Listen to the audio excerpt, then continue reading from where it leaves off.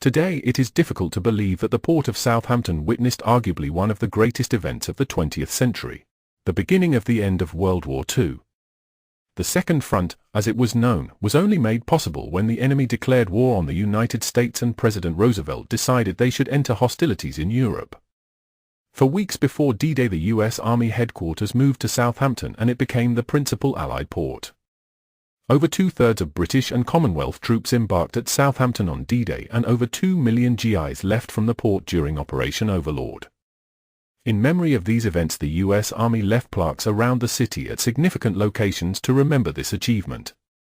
The two U.S. Army names on these plaques are Colonel KISER, U.S. Regular Army, who was made a commander of the British Empire, and Colonel L.J. Meyer, U.S. Army Reserve, who was awarded the Order of the British Empire OBE.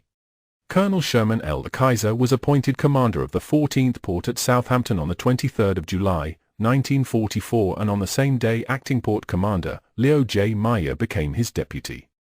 They were responsible for the embarkation of U.S. forces during Operation Overlord.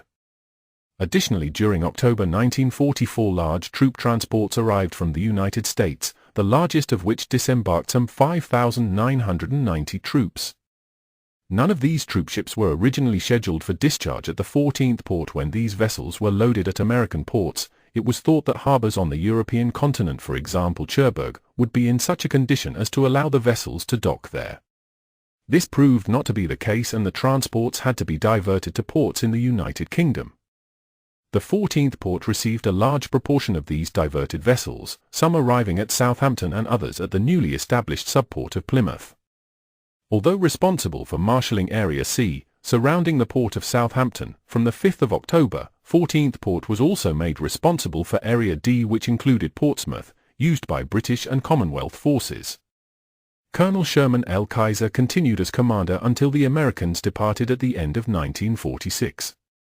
The citation for the CBE, commander of the British Empire, reads, Colonel KISER was posted on the 10th of June, 44 to the Joint British and U.S. Marshalling Staff of Area C. Since the 25th of July he has held the appointment of Commander 14 Port at Southampton.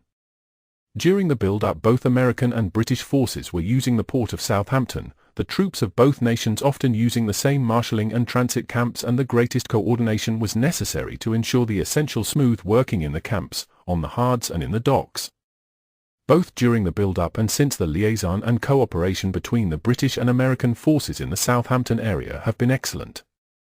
To a very large extent this result is due to the personal efforts of Colonel KISER, who at all times has done his utmost to further the combined operations in this area. He has always been most anxious to cooperate, and his relations with the Royal Navy, police, local authorities, Southern Railway and Harbour Board have been equally cordial and helpful.